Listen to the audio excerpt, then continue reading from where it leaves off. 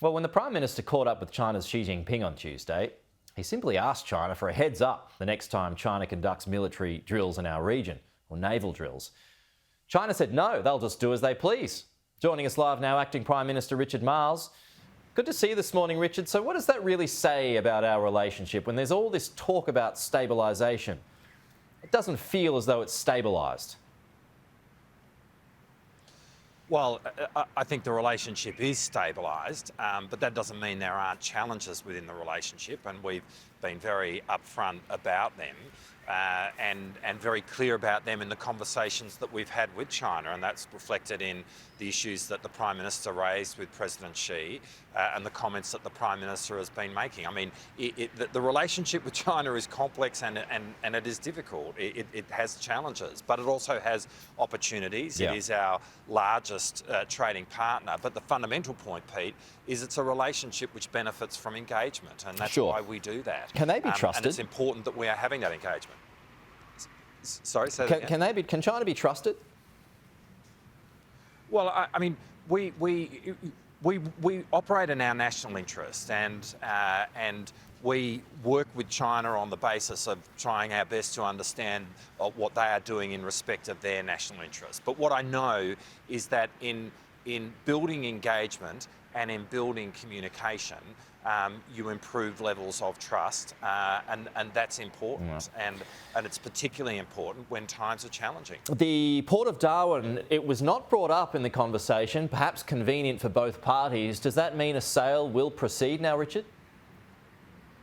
Well, we've made it clear that we opposed the sale of the Port of Darwin by the former coalition government all those years ago when it occurred, and the Prime Minister and indeed Labor has been very consistent about this ever since then, and we want to see the Port of Darwin brought back into Australian hands, and that is the course that we are pursuing and investigating, and what we will seek to happen, and we'll continue to work with the parties, work with the Northern Territory government to achieve that end. Now that the Prime Minister has met Xi Jinping, and there's pressure building on this, you know that, when will Prime Minister Albanese meet President Donald Trump? Look, I'm sure that meeting is going to happen in the not too distant future. You know this, of course, that the Prime Minister has spoken with the President on a number of occasions. No recent meeting by phone. Sure, and I mean there was a meeting scheduled, but events happened in the Middle East, and a number of meetings with world leaders did not go ahead on that day. Events occurred, but I've got no doubt that in the not too distant future you'll see a face-to-face meeting between the Prime Minister and the President. Let's get into your defence space then. In recent months, and I've just gone through Elbridge Colby's social media channels, he's met a range of leaders from a range of countries in our region, including South Korea, Philippines, even Papua New Guinea last month. When was the last time that you were able to have a conversation with him? With Elbridge Colby? Yeah. Is that the question? That's the question, yeah. Well, I've been talking with Elbridge Colby's boss, and that's the Secretary of Defence, Pete Hegseth. But this guy's leading the AUKUS review.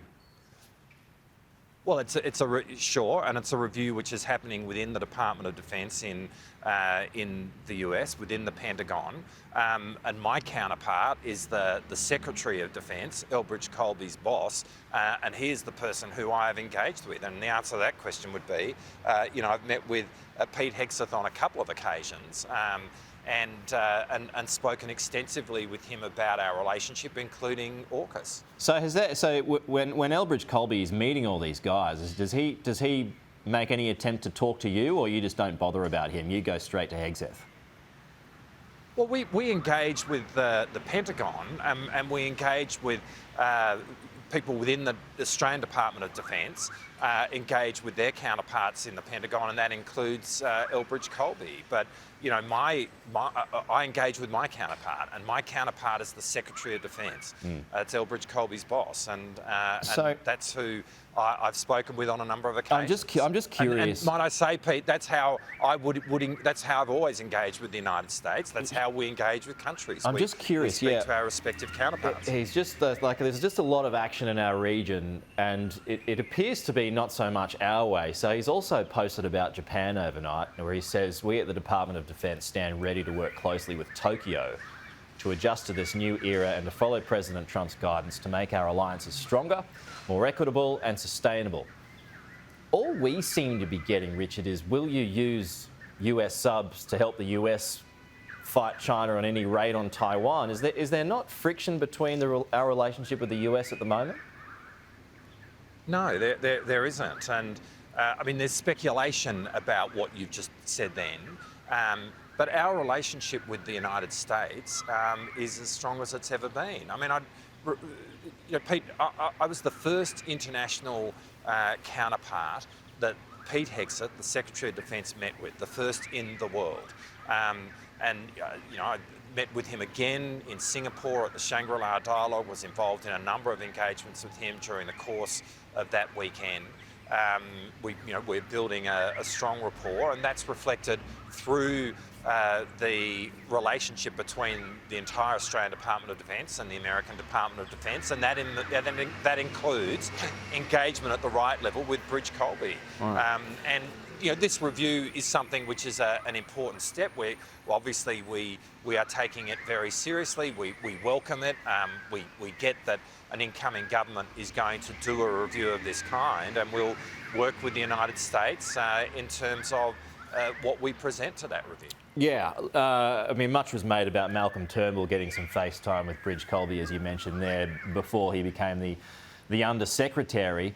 But when he asked if Australia would be using our subs, in the long term to help the US over Taiwan, knowing that we couldn't answer, particularly the Prime Minister being in China, do you think he's deliberately agitating? No, look, we have an agreement with the United States, as we do with the United Kingdom, about acquiring a nuclear-powered sovereign capability for Australia. And it's obviously understood across all three countries that this will be a sovereign Australian asset, where the decisions that are made around the use of it in the future will be made by a future Australian government. That said, we have a close relationship, a very close relationship with both the United States and the United Kingdom, which is characterised by cooperation in terms of what we do. And that in turn is really understood, which is why both America and Britain see it is in their strategic interest that Australia acquires this capability.